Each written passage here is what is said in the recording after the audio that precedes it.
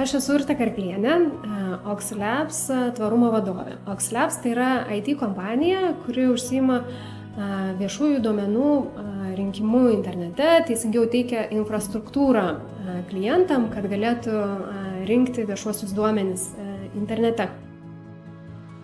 Šiais metais nusprendėme dalyvauti projekte, iniciatyvoje kartu su Aplinkos apsaugos departamentu, padėti sukurti įrankį, kuris būtent viešajam sektoriui, tai konkrečiai Aplinkos apsaugos departamentui, padėtų rasti nelegalius skelbimus internete, kurie yra susiję su nelegaliai išvežamomis šiukšlėmis, nelegalia medžioklė ar žvejyba. Mes patys einam dažnai į mišką, sakom, va, kaip ten prišiukšlinta, priversta tų šiukšlių. Ir kai žinai, kad prisidedi, kad tavo įmonė prisideda prie tokio projekto, kad būtų mažiau tų šiukšlių, nes kokie yra skelbimai ieškomi su šitais įrankiais. Tai kad kažkas paskelbė, kad surenkame šiukšles, išvežam, jūs susimokėsit, mes išvešim.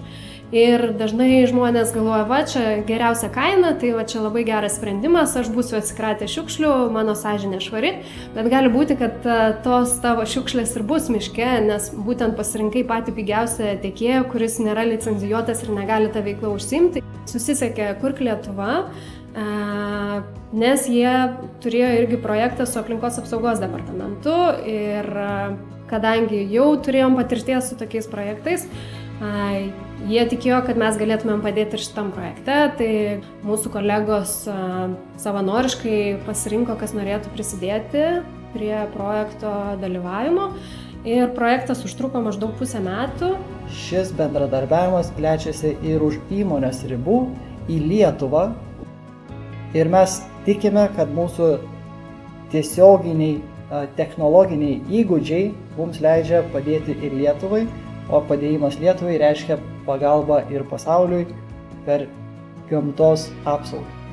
Sau keliamės labai daug įvairių tikslų, tai dirbti ir su nevyriausybinėm organizacijom, su valstybės institucijom, su universitetais ir tokiu būdu prisidėti savo resursais, savo gebėjimais prie visuomenės gerovės, spręsti kažkokias tais visuomenės problemas. Tai, kad netgi tie patys žmonės dalyvauja ir vienam projekte, ir kitiem, rodo, kad žmonės mato prasmę dalyvauti.